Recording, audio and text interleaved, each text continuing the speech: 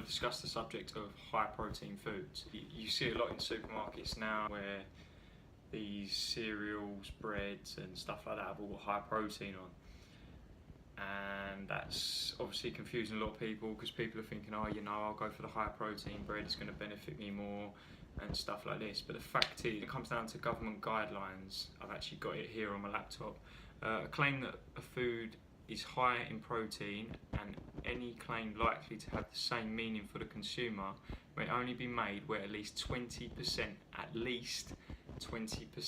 G value of the food is provided by protein. So what this means is that when you buy something that's 100 calories, only 20 calories of that needs to come from protein. Yeah, so in 100 grams you're looking at around 5 grams of protein. That's not a lot. That's not a lot at all, and that's the minimum. So if they meet that minimum guideline, therefore they can put high protein on their food. This is why you're seeing these breakfast cereals coming out with high protein. Now I've got some comparisons that I'm going to show you. I'm obviously going to read out as well. This is a breakfast cereal that before you got the non-high protein and the high protein one. So the no high protein one is per 2 servings is 138 calories and 4.5 grams of protein. That doesn't have high protein written on it. The protein one is 2 servings, is 144 calories and 7.6 grams of protein. Okay, so for that to put high protein on it is 3 grams of protein. Alright, 3 grams of protein is the equivalent to 12 calories. That's not a lot at all, okay? So when you're going to make these decisions, be more aware. Another one, this is a bread. You've got the original bread, which is per slice 88 calories and 4 grams of protein. The high protein bread is 89 calories, so it's 1 calorie more, and it's 5.1 grams of protein. So that's 4 calories. 1 gram of protein is the equivalent to 4 calories. Alright, so making that decision, paying that extra £1 or extra £2.50 or whatever you're paying to get the high protein one is not going to benefit you. Alright, then you've got other protein sources that are going to benefit you. For example, yogurt. I've got a pot of yogurt on here. I've got the information for a pot of yogurt. Per 100 grams is 69 calories and 9.4 grams of protein.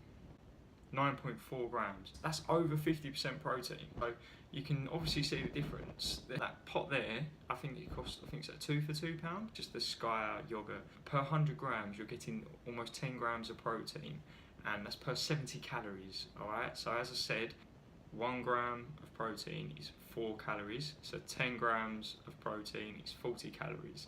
So that is over 50%. Alright, so now that's high protein. That's just an example.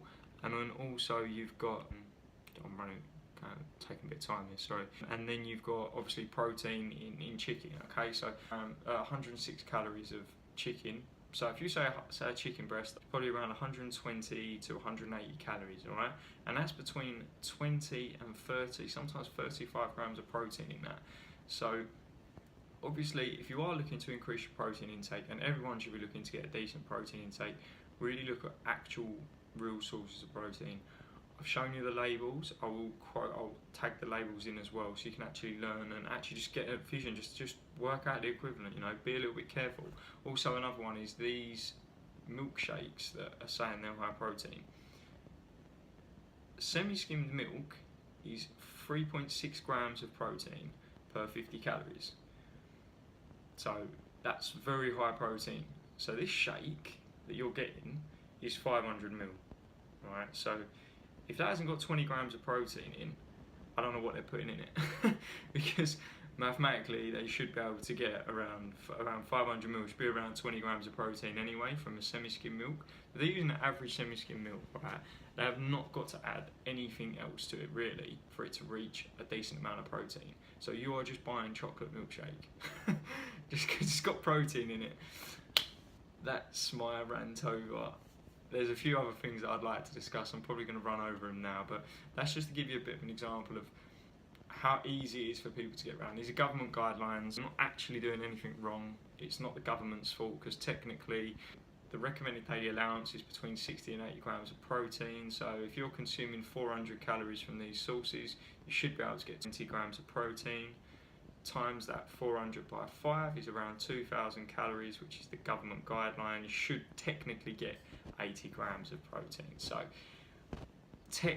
mathematically from their perspective, from these guidelines, but if you're someone who's training very often, if you're consuming a balanced diet, you'll probably find your protein intake's higher anyway. You want to be getting a higher protein intake. It's got many benefits in the body. It's great for fat loss. It's great for just general cell regeneration, recovery. Your body's made up of protein, so there's loads of benefits. But if you are looking to increase your protein intake, don't go for the cereals, the shakes, the breads. Go for the yogurts, the chicken, the milk. If you want to have the milkshake, you might as well just get the milk itself and find some calorie-free flavour drops. The yogurt's great, things like that. So just as a little bit of some advice when you are trying to create some sort of protein intake, you want to reach your target, try to avoid things like that. Learn how to just get a bit of an understanding for reading labels, and they're pretty self-explanatory. Just be careful of as serving sold, serving size and stuff like that. If it says serving size is 25 grams and you're holding a 500 gram bag, serving's very small, so just be aware of that. But hopefully that's just kind of a bit of an insight. I hope that can help. I will try and put more of these stuff out. I've got a lot of content that I want to put out, but at the same time I've also got to hold back and find time to get this stuff done. So I hope that's helped.